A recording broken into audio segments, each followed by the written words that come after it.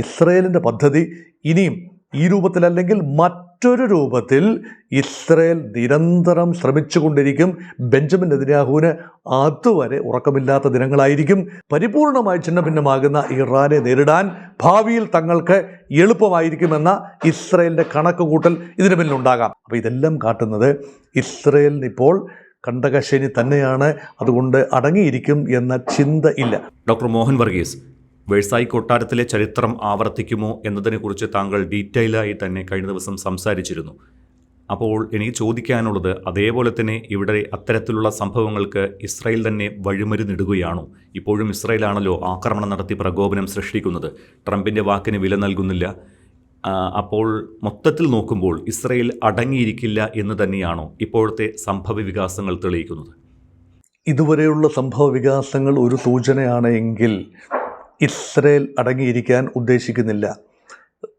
അമേരിക്കയും ഇറാനും തമ്മിൽ ധാരണാപത്രത്തിൽ ഒപ്പിട്ടതിന് ശേഷം ഏതാണ്ട് ഒരാഴ്ച പിന്നിടുന്നു. അതിനിടയിൽ ഇസ്രയേൽ ലെബനന് നേരെ നടത്തിയ ആക്രമണം, ഹിസ്ബുള്ളയ്ക്കെതിരെ എന്ന പേരിൽ ലെബനീസ് പട്ടണങ്ങൾക്ക് നേരെ, പ്രത്യേകിച്ച് ബെയ്റൂട്ടിന് തെക്കൻ പ്രദേശത്ത് ഉൾപ്പെടെ നടത്തിയ ആക്രമണങ്ങൾ ഒരു സൂചനയാണ് എങ്കിൽ അടങ്ങാൻ അവരുദ്ദേശിക്കുന്നില്ല എന്ന് തന്നെയാണ്. അപ്പം എന്തെങ്കിലും ഒരു സാധ്യത, ഈ സംഘർഷം ഒന്ന് കണ്ടിന്യൂ ചെയ്യണമെങ്കിൽ, നിലനിർത്തണമെങ്കിൽ, അത് പെർസിസ്റ്റ് ചെയ്യണമെങ്കിൽ ഏക മാർഗം ഇറാനെ പ്രകോപിപ്പിക്കുക എന്നത് തന്നെയാണ്. ഇറാനെ പ്രകോപിപ്പിക്കാനുള്ള ഏറ്റവും ലളിതമായ മാർഗം ഇറാനിയൻ പ്രോക്സീസായ ഹിസ്ബുള്ള കേന്ദ്രങ്ങളിലേക്ക് റിലൻറ്റ്ലെസ്സായ നിരന്തരം ഇൻസെസൻറ്റ് അറ്റാക്ക് അതുണ്ടാവണം. ഇതുണ്ടാകുന്നു. അതൊരു സ്ട്രാറ്റജിയാണ്. അത് ഇസ്രായേലിൻ്റെ സ്ട്രാറ്റജി എന്ന് പറയുന്നതിനേക്കാൾ ബെഞ്ചമിൻ നെതന്യാഹുവിൻ്റെ സ്ട്രാറ്റജിയാണ്. ഇറ്റാമിർ ബെൻഗ്വിർ, സുരക്ഷാകാര്യമന്ത്രി ഇറ്റാമിർ ബെൻഗ്വിറിൻ്റെ ഒരു പദ്ധതിയാണ്. ഇപ്പോൾ ഒരു ഹാർഡ് ലൈനേഴ്സ് ആണല്ലോ ഇസ്രായേലിൻ്റെ നേതൃത്വം എന്ന് പറയുന്നത്. താങ്ങി നിർത്തുന്നത് തീവ്ര സയനിസ്റ്റ് വികാരമുള്ള ചില കക്ഷികളാണ്, അവരുടെ പിന്തുണയോടുകൂടിയാണ്. പക്ഷെ മറ്റ് വിഭാഗങ്ങൾ അവരെ പിന്തുണയ്ക്കുന്നു. യുദ്ധസമയത്തെ നേതൃത്വത്തെ അംഗീകരിക്കുക എന്നതാണ് ഏത് രാജ്യത്തിനും അഭികാമ്യം. ഇസ്രായേലും അങ്ങനെ തന്നെയാണ്. ചെറിയൊരു രാജ്യമാണ്, 1 കോടിയിൽ താഴെ ജനസംഖ്യയുള്ള രാജ്യമാണ്. സ്വാഭാവികമായി അവർ ഒന്നിച്ചു നിൽക്കണം. യുദ്ധസമയത്ത് അവർ പ്രതിപക്ഷമൊക്കെ ഉണ്ട്, പക്ഷേ യുദ്ധ എഫേർട്ടിന് പാര പണിയാൻ ഇസ്രായേലിലെ പ്രതിപക്ഷം തയ്യാറാവില്ല. അവർ ഒന്നിച്ചു നിൽക്കുന്നു. അതിനർത്ഥം ഇസ്രായേലി പ്രധാനമന്ത്രിയുടെ എല്ലാ കൽപ്പനകളെയും പൂർണ്ണമായി ഇസ്രായേലി ജനത അംഗീകരിക്കുന്നു എന്നല്ല അർത്ഥം. അതുകൊണ്ട് Israel is trying their level best to scuttle this peace deal. അതിനുവേണ്ടി ശ്രമം നടത്തുന്നു. ആദ്യ ലെവലെന്നുള്ള നിലയിൽ അമേരിക്കയെ സ്വാധീനിക്കുക എന്നതാണ് ചെയ്തിരുന്നത്. അത് അങ്ങനെയാണല്ലോ. ഈ ഇസ്രായേലിൻ്റെ പദ്ധതി തന്നെയായിരുന്നു ഇറാൻ വളർന്നു വരുന്നത്. ഇറാനിൽ നിന്നുണ്ടാകാൻ സാധ്യതയുള്ള ഭീഷണി അത് അമേരിക്കയ്ക്കല്ല എന്നോർക്കണം.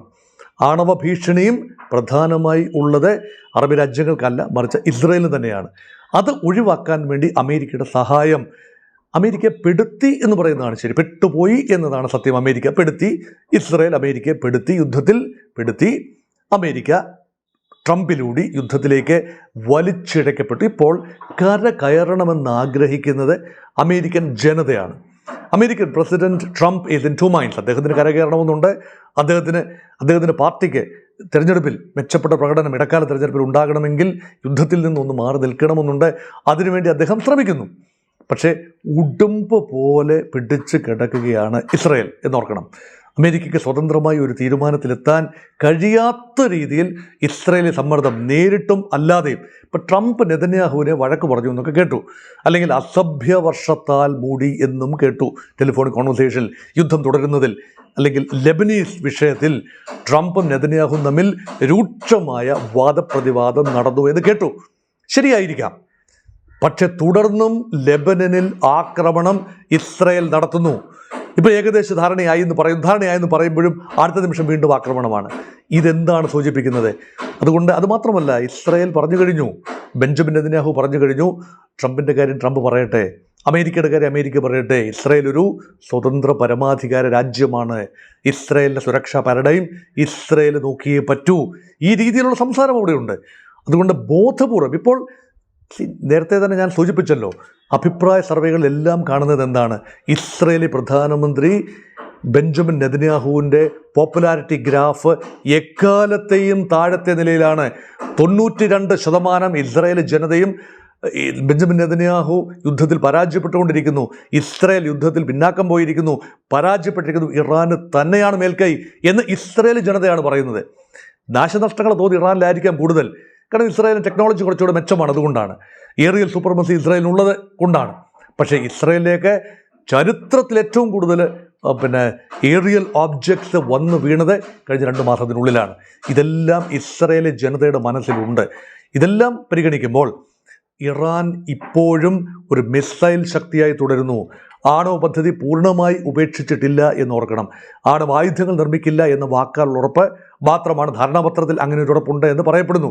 ഇനി അന്തിമ ധാരണയിൽ എന്ത് ഉറപ്പാണ് ഉണ്ടാവുക? അപ്പോൾ അന്തിമ ധാരണയിൽ ഏറ്റവും കടുപ്പമേറിയ ഉറപ്പുകൾ ഇറാൻ്റെ ഭാഗത്ത് നിന്ന് വാങ്ങിയെടുക്കാൻ അമേരിക്കയെ നിർബന്ധിക്കുന്നതിന് വേണ്ടിയാണോ ഇങ്ങനെയുള്ള പ്രകോപനങ്ങൾ? അറിയില്ല, ആകണം. അതുമാത്രമല്ല, ഇപ്പോഴെങ്ങും യുദ്ധം അവസാനിക്കരുത്. 1-2 തവണ കൂടി അമേരിക്കൻ പ്രഹരം ഇറാൻ്റെ മേൽ, ഇറാൻ സ്വയം വിനാശം വരുത്തിവെക്കും, ഇറാൻ്റെ മേൽ വീണ്ടും പ്രഹരമേൽക്കട്ടെ. അങ്ങനെ പരിപൂർണമായി ഛിന്നഭിന്നമാകുന്ന ഇറാനെ നേരിടാൻ ഭാവിയിൽ തങ്ങൾക്ക് എളുപ്പമായിരിക്കുമെന്ന ഇസ്രായേലിൻ്റെ കണക്ക് കൂട്ടൽ ഇതിന് പിന്നിലുണ്ടാകാം. ഇറാനെ പ്രകോപിപ്പിക്കുമെന്ന് കൃത്യമായിട്ടറിയാം, ഇസ്രായേലിന് നന്നായിട്ടറിയാം. പ്രകോപനമുണ്ടാകും. ഇപ്പം പ്രകോപനം ഉണ്ടായല്ലോ. ഇറാൻ ചർച്ചകൾ, ഇപ്പോൾ ജനീവയിൽ നടക്കുന്ന ചർച്ചകളിൽ നിന്നും വിട്ടുനിൽക്കാൻ തീരുമാനമെടുക്കുന്ന ഘട്ടം വരെ ഉണ്ടായി. പിന്നെ ഖത്തറിൻ്റെയും പാകിസ്ഥാൻ്റെയും പ്രതിനിധികൾ വല്ലാതെ സമ്മർദ്ദം ചെലുത്തി ഇറാനെ വീണ്ടും നെഗോഷിയേറ്റിംഗ് ടേബിളിലേക്ക് കൊണ്ടുവരിക എന്നതായിരുന്നു സംഭവിച്ചത്. അതുകൊണ്ട് ഇസ്രായേലിൻ്റെ പദ്ധതി ഇനിയും ഈ രൂപത്തിലല്ലെങ്കിൽ മറ്റൊരു രൂപത്തിൽ ഇസ്രായേൽ നിരന്തരം ശ്രമിച്ചുകൊണ്ടിരിക്കും. ബെഞ്ചമിൻ നെതന്യാഹുവിന് അതുവരെ ഉറക്കമില്ലാത്ത ദിനങ്ങളായിരിക്കും. താൻ ഉദ്ദേശിക്കുന്നിടത്ത് പിടിച്ചുകെട്ടാൻ സാധിച്ചില്ല. ഹമാസിനെതിരെയുള്ള പോരാട്ടം താൻ ഉദ്ദേശിച്ചിടത്ത് പൂർണ്ണമായി പിടിച്ചുകെട്ടാൻ കഴിഞ്ഞില്ല. ഹിസ്ബുള്ളയെ ആക്രമിച്ചു, ഹിസ്ബുള്ളയെ പൂർണ്ണമായി തകർക്കാൻ കഴിഞ്ഞിട്ടില്ല. ഹിസ്ബുള്ള ഇപ്പോഴും റോക്കറ്റുകൾ അയക്കാനുള്ള ശക്തി അവർക്കുണ്ട്. ഇറാനെ തകർത്ത് ഭസ്മമാക്കുമെന്ന് പറഞ്ഞു, തകർത്ത് ഭസ്മമാക്കി ഇല്ല എന്നല്ല. അമേരിക്കയും ഇറാനും തമ്മിൽ സമാധാന ചർച്ചകൾ നടത്തി ഒപ്പിടാൻ ശ്രമിക്കുമ്പോൾ ഇസ്രായേലെ മാറി നിന്ന് കളി കാണേണ്ട ഗതികേടിലാണ്. അപ്പോൾ ഇതെല്ലാം കാട്ടുന്നത് ഇസ്രായേലിന് ഇപ്പോൾ കണ്ടകശനി തന്നെയാണ്.